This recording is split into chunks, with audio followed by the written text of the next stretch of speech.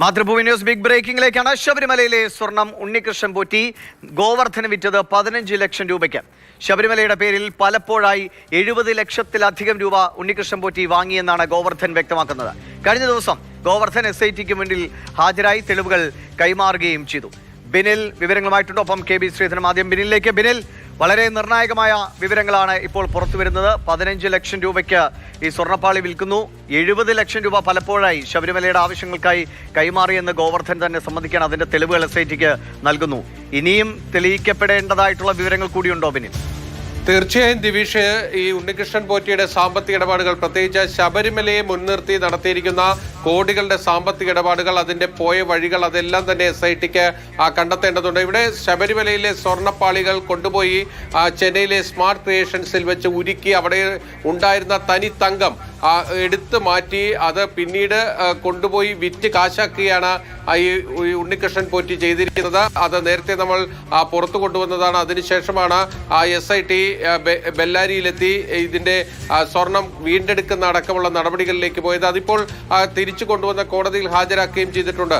യഥാർത്ഥത്തിൽ ഇത് എത്ര രൂപയാണ് ഇയാൾ ഇതിൽ നിന്ന് സമ്പാദിച്ചിട്ടുള്ളത് എന്നത് ഇതിലേറ്റവും പ്രധാനമാണ്. ഇപ്പോൾ ഈ സ്വർണ്ണ കട്ടി കൊണ്ടുപോയി കൊടുത്ത് 15 ലക്ഷം രൂപയാണ് ഇയാൾ 2019 അവസാനം, അതായത് ഈ 2020 തുടക്കത്തിൽ വാങ്ങിയിരിക്കുന്നതെന്നാണ് നമുക്കിപ്പോൾ മനസ്സിലായിരിക്കുന്നത്. ഇത് മാത്രമല്ല, ഈ ശബരിമലയെ വിശ്വസിച്ച് ശബരിമലയിൽ ഒരുപാട് കാലം പൂജയൊക്കെ നടത്തിയ ആളാണ് ഇത് സ്പോൺസറായിട്ടുള്ള ബെല്ലാരിയിലെ ജ്വല്ലറി വ്യാപാരിയായ ഗോവർദ്ധന്റെ കയ്യിൽ നിന്ന് ഇയാൾ ഒരുപാട് പണം പല കാര്യങ്ങൾ പറഞ്ഞ് തട്ടിയെടുത്തിട്ടുണ്ട് എന്നതാണ് ഇപ്പോൾ മനസ്സിലാകുന്നത്. ശബരിമലയിലെ പല വഴിപാടുകളുടെയും പൂജകളുടെയൊക്കെ പേരിൽ ഏതാണ്ട് 70 ലക്ഷത്തിലധികം രൂപ പല തവണയായി വാങ്ങിയിട്ടുണ്ട് എന്നാണ് വ്യക്തമാകുന്നത്. ഗോവർദ്ധൻ അങ്ങനെയാണ് SITക്ക് വിവരങ്ങൾ കൈമാറിയിരിക്കുന്നത്. കഴിഞ്ഞ ദിവസം വീണ്ടും ഗോവർദ്ധനെ തിരുവനന്തപുരത്തെ SIT ഓഫീസിൽ വിളിച്ചു വരുത്തി വിശദമായി തന്നെ അപ്പോൾ കൂടുതൽ തെളിവുകളും ഗോവർദ്ധൻ കൈമാറിയിട്ടുണ്ട് എന്നാണ് നമ്മൾ മനസ്സിലാക്കുന്നത്. അടുത്ത 5-ാം തീയതി, അതായത് ഈ മാസം 5-ാം തീയതി ഹൈക്കോടതിയിൽ 2ാം ഘട്ട റിപ്പോർട്ട് SIT സമർപ്പിക്കാൻ പോവുകയാണ്. അപ്പോൾ ഈ കേസിന്റെ കൂടുതൽ വിവരങ്ങൾ ഈ പ്രത്യേക അന്വേഷണ സംഘം കോടതിക്ക് മുൻപാകെ എത്തിക്കും. എന്തായാലും ഒരു നിർണായക ഘട്ടം അവർ പിന്നിട്ട് കഴിഞ്ഞു.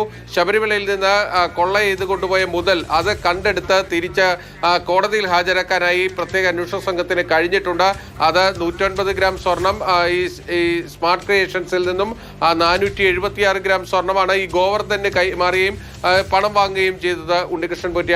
ആ സ്വർണവും കണ്ടെടുത്ത് കോടതിയിൽ ഹാജരാക്കിയിട്ടുണ്ട്. ഇനി മറ്റൊരു പ്രധാനപ്പെട്ട കാര്യം, ഈ സ്വർണ്ണപ്പാളി വിവാദം അത് കത്തി ചൂടുപിടിച്ച് മുകളിലേക്ക് വരുമ്പോൾ ഈ ഉണ്ണികൃഷ്ണൻ പോറ്റി ചെയ്ത ഒരു വലിയ തന്ത്രമുണ്ട്. അതായത് പരമാവധി തെളിവുകൾ നശിപ്പിക്കുക എന്ന രീതിയിലേക്ക് ഉണ്ണികൃഷ്ണൻ പോറ്റി പോയി. കാരണം ഇതിന് പിന്നിലുള്ള ആളുകൾ, ഇയാളെ സഹായിച്ചിട്ടുള്ള ആളുകൾ, ഇവരെല്ലാം ഉണ്ണികൃഷ്ണൻ പോറ്റിക്കാണ് കൃത്യമായി അറിവുള്ളത്. ഹൈക്കോടതിയിൽ ഈ വിഷയം വന്ന ഏതാണ്ട് ഒരു 2-3 ആഴ്ച കോടതി മുമ്പാകെ തന്നെ ഈ കേസ് ഇങ്ങനെ നിലനിൽക്കുന്ന ഒരു സമയമുണ്ടായിരുന്നു. ആ ഘട്ടത്തിൽ ബംഗളൂരുവിലും ചെന്നൈയിലും ഒക്കെ എത്തി ഇതുമായി ബന്ധപ്പെട്ട ആളുകളെയൊക്കെ വീണ്ടും വിളിച്ച് പരമാവധി തെളിവുകൾ ഇല്ലാതാക്കാനുള്ള ഒരു നീക്കവും അതോടൊപ്പം തന്നെ കൂടുതൽ പണം പലരിൽ നിന്നും ആവശ്യപ്പെടുന്ന അടക്കമുള്ള കാര്യങ്ങൾ ഈ ഉണ്ണികൃഷ്ണൻ പോറ്റിയുടെ ഭാഗത്ത് നിന്ന് ഉണ്ടായിട്ടുണ്ട് എന്നാണ് മനസ്സിലാകുന്നത്. അതായത് വളരെ തന്ത്രപൂർവ്വം ഈ കേസിൽ നിന്ന് രക്ഷപ്പെടാനുള്ള എല്ലാ നീക്കങ്ങളും ഈ ഉണ്ണികൃഷ്ണൻ പോറ്റി നടത്തിയിരുന്നു. നമ്മൾ മനസ്സിലാക്കുന്നത് ഈ ഉണ്ണികൃഷ്ണൻ പോറ്റി ഈ ഗോവർദ്ധന്റെ കയ്യിൽ നിന്ന് മാത്രമല്ല മറ്റു പലരിൽ നിന്നും സമാനമായ രീതിയിൽ ഈ ശബരിമലയിൽ ഒരു പ്രധാനപ്പെട്ട ആളാണെന്ന് വരുത്തി തീർച്ച് അവരെല്ലാം തെറ്റിദ്ധരിപ്പിച്ച് പല കാര്യങ്ങൾക്കും, അതായത് വഴിപാടുകളുടെ പേരിൽ, പല കാര്യങ്ങളുടെ പേരിൽ, സ്പോൺസർഷിപ്പിന്റെ പേരിലൊക്കെ തന്നെ വലിയ രീതിയിൽ പണം തട്ടിയെടുത്തിട്ടുണ്ട് എന്നാണ് മനസ്സിലാകുന്നത്. ശബരിമലയിൽ ഇയാൾക്ക് കൃത്യമായി ഉദ്യോഗസ്ഥർക്കിടയിൽ വലിയ സ്വാധീനമുണ്ടായിരുന്നു. ശബരിമലയിലെ പല ഉന്നതരുമായി ഇയാൾക്ക് വളരെ അടുത്ത ബന്ധമുണ്ടായിരുന്നു. ആ ബന്ധവും സ്വാധീനവും ഒക്കെ വെച്ചുകൊണ്ടാണ് ഈ രീതിയിലൊക്കെ തന്നെ പ്രവർത്തിച്ചിരുന്നത്. ഇപ്പോൾ സുധീഷ് കുമാറിൽ എത്തി നിൽക്കുകയാണ് അറസ്റ്റ്. അതായത് 3 പേരാണ് ഇതുവരെ ഈ കേസുമായി ബന്ധപ്പെട്ട അറസ്റ്റിലായിരിക്കുന്നത്. ഇനി കൂടുതൽ പേരിലേക്ക്, ഉദ്യോഗസ്ഥരുമായി ബന്ധപ്പെട്ട കൂടുതൽ അറസ്റ്റിലേക്ക് SIT പോകാനുള്ള സാധ്യതയുണ്ട്. പ്രത്യേകിച്ച് ഇതിന്റെ ഗൂഢാലോചനയുടെ ഭാഗത്തേക്ക് കൂടി SIT കടന്നിരിക്കുന്നു. ഇനി 5-ാം തീയതി ഹൈക്കോടതിയിൽ അവരുടെ ഇടക്കാല റിപ്പോർട്ട് വരുമ്പോഴായിരിക്കും കൂടുതൽ കാര്യങ്ങൾ പുറത്തേക്ക് വരിക. ശരി, വിവരങ്ങൾ നൽകിയത് ബിനിലാണ്. ഇപ്പോൾ KB ശ്രീധരൻ കൂടി ബംഗളൂരിൽ നിന്ന് ചേരുന്നു. ശ്രീധര, ബംഗളൂരു കേന്ദ്രീകരിച്ച് ഒപ്പം തന്നെ ഹൈദരാബാദുമായി ബന്ധപ്പെട്ട് ഈ അന്വേഷണം വളരെ സജീവമായി മുന്നോട്ട് പോവുകയാണ്. ഒട്ടേറെ പരിശോധനകൾ നടന്നു കഴിഞ്ഞു. ഇപ്പോൾ ഗോവർദ്ധന്റെ SITക്ക് നൽകിയ വിവരങ്ങളുടെ കാര്യങ്ങളാണ് ബിനിൽ വിശദീകരിച്ചത്. ഇപ്പോഴും ബാംഗ്ലൂർ കേന്ദ്രീകരിച്ചുള്ള പരിശോധനകൾ SIT മുന്നോട്ട് കൊണ്ടുപോകുന്നുണ്ടോ? പുതുതായി ആരെങ്കിലും ഈ കണ്ണികളിലേക്ക് വന്നു ചേരുന്നുണ്ടോ?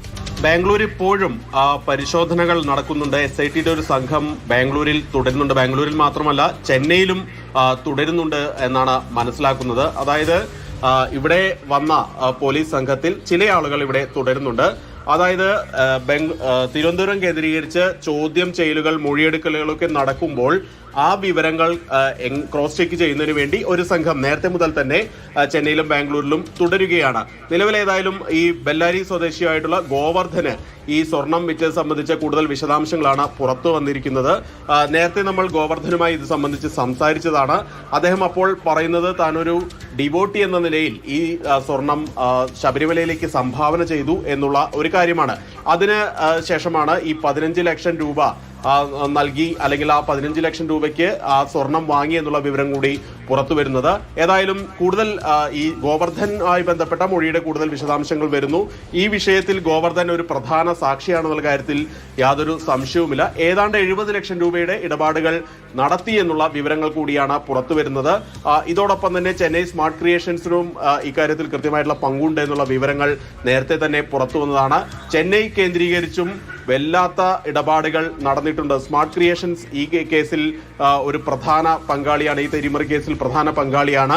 ഏതായാലും ഈ സ്വർണം റിക്കവർ ചെയ്തു എന്നുള്ളത് കൊണ്ട് തന്നെ അവർ കുറ്റക്കാരല്ലാതാവുന്നില്ല. പക്ഷേ ഗോവർദ്ധനെ സംബന്ധിച്ച് നോക്കിയാൽ ഗോവർദ്ധൻ ഈ കേസിൽ ഉണ്ണികൃഷ്ണൻ പോറ്റിക്കെതിരെയുള്ള ഏറ്റവും പ്രധാനപ്പെട്ട ഒരു സാക്ഷിയാണെന്നുള്ള കാര്യത്തിൽ യാതൊരു സംശയവുമില്ല. അതിനിടയിലാണ് ഇവർ തമ്മിൽ നടത്തിയ, ഉണ്ണികൃഷ്ണൻ പോറ്റിയും ഗോവർദ്ധനും തമ്മിൽ നടത്തിയ ഇടപാടുകളെ സംബന്ധിച്ച് പ്രതികരണമുണ്ട്. അദ്ദേഹം കൃത്യമായി വളരെ വിശ്വാസത്തോടുകൂടി ശബരിമലയെ കാണുന്ന ആളാണ്. അവിടുത്തെ നല്ല കാര്യങ്ങൾക്ക് തന്റെ പണം ചെലവഴിക്കുന്നതിൽ ഒരു വൈമുഖ്യവും ഇല്ലാത്ത ആളാണ്. അപ്പോൾ അദ്ദേഹത്തെ പറഞ്ഞ് വിശ്വസിപ്പിച്ച് പല വിധത്തിൽ, ഇപ്പോൾ അദ്ദേഹം മാത്രമായിരിക്കില്ല, അദ്ദേഹത്തിന്റെ വിശ്വാസ്യത മറ്റു പലരുമൊക്കെ ഈ ഉണ്ണികൃഷ്ണൻ പോറ്റിയിലേക്ക് പണം എത്തിച്ചിട്ടുണ്ടാവും. അങ്ങനെ വലിയൊരു കൂട്ടത്തെ ഉണ്ണികൃഷ്ണൻ പോറ്റി വഞ്ചിച്ചു എന്നാണോ മനസ്സിലാവുന്നത്? തീർച്ചയായിട്ടും ഗോവർദ്ധൻ എന്നുള്ളത് ഒരു ചെറിയ മീൻ മാത്രമാണ്. അതായത് ഈ തെലങ്കാന, ആന്ധ്രാപ്രദേശ്, കർണാടക, തമിഴ്നാട് ഇങ്ങനെയുള്ള സംസ്ഥാനങ്ങളിലെ വളരെ ധനികരായിട്ടുള്ള അയ്യപ്പ ഭക്തന്മാരുണ്ട്. ഇവർ അയ്യപ്പന് വേണ്ടി എന്തും ചെയ്യും, അല്ലെങ്കിൽ എന്ത് അയ്യപ്പന് വേണ്ടി സമർപ്പിക്കാൻ തയ്യാറായിക്കൊണ്ടുള്ള ആളുകളാണ്. ഈ ഗോവർദ്ധൻ തന്നെ പറഞ്ഞ ഒരു കാര്യം നോക്കിയാൽ ഈ ശ്രീകോവിലിന്റെ വാതിൽ കട്ടിള, ഇതിനിടയിൽ വലിയൊരു ഗ്യാപ്പുണ്ട്, അതിലൂടെ എലി കയറുന്നുണ്ടെന്ന് ഉണ്ണികൃഷ്ണൻ പോറ്റി പറഞ്ഞു എന്നാണ് ഗോവർദ്ധൻ ഒരു 3 ആഴ്ച മുമ്പ് നമ്മൾ ഗോവർദ്ധനെ ബെല്ലാരിയിൽ ചെന്ന് കണ്ടപ്പോൾ അദ്ദേഹം പറയുന്ന ഒരു കാര്യം. ഇത് മാറ്റാൻ വേണ്ടി സഹായിക്കാമോ, ഇങ്ങനെ ഒരു സേവ ചെയ്യാമോ എന്നുള്ള ഒരു കാര്യമാണ് ഉണ്ണികൃഷ്ണൻ പോറ്റി ചോദിക്കുന്നത്. അങ്ങനെ ഒരു ചോദിക്കുമ്പോൾ യഥാർത്ഥ അയ്യപ്പ ഭക്തനായിട്ടുള്ള ഒരാൾ തീർച്ചയായിട്ടും അതിന് പൂർണ്ണമായിട്ടും തയ്യാറാവുകയാണ് ചെയ്തത്. അത് സ്വർണം പൊതിഞ്ഞ് നൽകുകയാണ്. ഏതായാലും ഈ ഹൈക്കോടതിയിൽ സമർപ്പിച്ച റിപ്പോർട്ട് പ്രകാരം ഏതാണ്ട് 500 ഗ്രാമിലധികം സ്വർണം ഈ വാതിലിനും കട്ടിളപ്പടിക്കൊക്കെയായിട്ട് ഗോവർദ്ധൻ മാത്രം നൽകിയിട്ടുണ്ട്. ഇത് ഗോവർദ്ധൻ മാത്രമല്ല, നിരവധി ആളുകൾ ഇത്തരത്തിൽ ഡൊണേഷൻ നൽകിയിട്ടുണ്ട്. അതിൽ ബംഗളൂരു വ്യവസായികളായിട്ടുള്ള ആളുകളുണ്ട്. അതുപോലെ തന്നെ തെലങ്കാനയിലെ തന്നെ വലിയ ആളുകൾ, പേര് വെളിപ്പെടുത്താനാകാത്ത ആളുകളിൽ നിന്ന് പോലും ഒരുപാട് സ്വർണം ഇങ്ങനെ, അല്ലെങ്കിൽ പണവുമൊക്കെ ഉണ്ണികൃഷ്ണൻ പോറ്റി വാങ്ങിയിട്ടുണ്ട് എന്നുള്ളതിന്റെ വിവരങ്ങളാണ് SITക്ക് ഓരോ ദിവസം കൂടുന്തോറും ലഭിച്ചുകൊണ്ടിരിക്കുന്നത്. അങ്ങനെ ശബരിമലയ്ക്കും ഈ ധനികരായിട്ടുള്ള അയ്യപ്പ ഭക്തന്മാർക്കും ഇടയിലുള്ള ഒരു പാലമായി വർത്തിക്കുകയാണ് ഉണ്ണികൃഷ്ണൻ പോറ്റി ചെയ്തിരുന്നത്. അതിൽ നിന്ന് വലിയ ലാഭം അദ്ദേഹം ഉണ്ടാക്കുകയും ചെയ്തു. ഈ പണമാണ് പിന്നീട് റിയൽ എസ്റ്റേറ്റിലും അതുപോലെ തന്നെ മറ്റ് പലിശ ഇടപാടുകൾക്കൊക്കെ അദ്ദേഹം ഉപയോഗിച്ചിരുന്നത്. അങ്ങനെ വലിയ പണക്കാരനാവുകയാണ് ഉണ്ണികൃഷ്ണൻ പോറ്റി ചെയ്തെന്നുള്ള കാര്യത്തിൽ യാതൊരു സംശയവുമില്ല.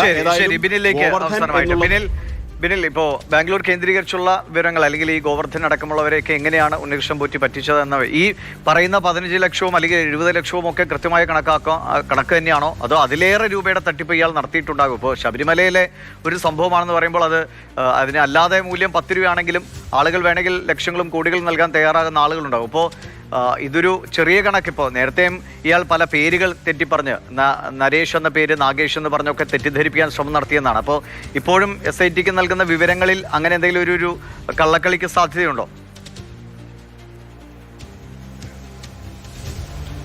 ദിവിഷ, ഈ ഉണ്ണികൃഷ്ണൻ പോറ്റിയുടെ കാര്യത്തിൽ ആദ്യത്തെ കേസിൽ വിശദമായി തന്നെ ചോദ്യം ചെയ്യാൻ കഴിഞ്ഞു. ഏതാണ്ട് നല്ല ദിവസം, അതായത് 10-12 ദിവസം കസ്റ്റഡിയിലുണ്ടായിരുന്നു. അതുകൊണ്ട് തന്നെ ആ ഭാഗത്തെ കാര്യങ്ങളൊക്കെ ഒരു വ്യക്തത വരുത്തിയിട്ടുണ്ട് എന്നാണ് നമ്മൾ മനസ്സിലാക്കുന്നത്. ഇനിയും വീണ്ടും അടുത്ത കേസിൽ, അതായത് ഇപ്പോൾ ഈ ദ്വാരപാലക കേസിൽ അറസ്റ്റ് ചെയ്തെങ്കിൽ ഇനി ഈ വാതിൽ പടിയുമായി ബന്ധപ്പെട്ട 2ാമത്തെ FIR ഉണ്ട്. അതിൽ തുടർ നടപടികളുമായി അവർക്ക് മുന്നോട്ട് പോകാം. ആ കേസിൽ കൂടി ഇനി വീണ്ടും ഉണ്ണികൃഷ്ണൻ പോറ്റിയുടെ അറസ്റ്റും ചോദ്യം ചെയ്യലും ഒക്കെ തന്നെ ഉണ്ടാകും. ഇതിൽ നമ്മൾ ശ്രദ്ധിക്കേണ്ട ഒരു കാര്യം നേരത്തെ ശ്രീധരൻ ചൂണ്ടിക്കാണിച്ചതാണ്. ഈ ഇതര സംസ്ഥാനങ്ങളിൽ പ്രത്യേകിച്ച് കർണാടകയിലും ആന്ധ്രയിലും ഒക്കെ വലിയ സമ്പന്നരായ അതിസമ്പന്നരായ അയ്യപ്പ ഭക്തന്മാരുണ്ട്. അവരുടെ ഇടയിൽ അവർ ഈ ശബരിമല സന്നിധാനത്തേക്ക് ഓരോ മകരവിളക്ക് കാലത്തുമൊക്കെ വരുമ്പോൾ അവർക്ക് ഏറ്റവും നല്ലൊരു ദർശനം കിട്ടുക എന്നത് മാത്രമാണ് അവർ ആഗ്രഹിക്കുന്നത്. അതിനുവേണ്ടി ഈ സന്നിധാനത്ത് സ്വാധീന ശക്തിയുള്ള പലരെയൊക്കെ ബന്ധപ്പെടും. അങ്ങനെ ഈ കഴിഞ്ഞ ഒരു 10-12 വർഷമായി ഉണ്ണികൃഷ്ണൻ പോറ്റി ഒരു അവതാരത്തെ പോലെ അവിടെ ഉണ്ടായിരുന്നു. ഇങ്ങനെ ഒരുപാട് ധനികരായ ആളുകളൊക്കെ എത്തുമ്പോൾ അവരോടൊക്കെ വലിയ സൗഹൃദം സ്ഥാപിക്കുകയും അവർക്ക് ഈ തൊഴാനൊക്കെയുള്ള ഒരു സൗകര്യം ഈ സന്നിധാനത്തുള്ള സ്വാധീനമൊക്കെ വെച്ച് ചെയ്തു കൊടുക്കും. അതിൻ്റെ പേരിൽ പിന്നീട് ശബരിമലയുടെ പേരിൽ എന്ത് ചെന്ന് ചോദിച്ചാലും അവർ അതിന് തങ്ങളെ കൊണ്ട് കഴിയാവുന്നതും അതിനപ്പുറവും അവർ നൽകുകയാണ് ചെയ്യുന്നത്. അപ്പോൾ ഈ കോടിക്കണക്കിന് രൂപ ഇങ്ങനെ പലരിൽ നിന്നും ഇയാളുടെ കൈകളിലേക്ക് എത്തിയിരിക്കാനുള്ള ഒരു സാധ്യതയുണ്ട്. പ്രത്യേകിച്ച് ഈ ഗോവർദ്ധന്റെ കാര്യം എടുത്തു കഴിഞ്ഞാൽ ആ കണക്കുകൾ പരിശോധിച്ചാൽ അറിയാം 60 പവനോളം സ്വർണം വിവിധ ഘട്ടങ്ങളിലായി നൽകിയിട്ടുണ്ട്. അതോടൊപ്പം തന്നെയാണ് പണമായി ഏതാണ്ട് 70 ലക്ഷത്തിലധികം രൂപ കൊടുത്തിരിക്കുന്നത്. ഇതുപോലെ എത്ര പേരെ പറ്റിച്ചിട്ടുണ്ടാകുമെന്നത് ഇനി പുറത്തു വരേണ്ടിയിരിക്കുന്ന ഒരു കാര്യമാണ്. പക്ഷേ എത്ര പേരെ ഇയാൾ പറ്റിച്ചിട്ടുണ്ട്, അയ്യപ്പന്റെ പേര് പറഞ്ഞ് എത്ര പേരിൽ നിന്ന് സ്വർണവും പണവും ഒക്കെ തട്ടിയിട്ടുണ്ട് എന്നാണ് ഇപ്പോൾ SITയുടെ അന്വേഷണത്തിൽ തെളിഞ്ഞു വരുന്നത്. ബിനിലും ഒപ്പം തന്നെ KB ശ്രീധരനുമാണ് വിവരങ്ങൾ വിശദമായി നൽകിയത്.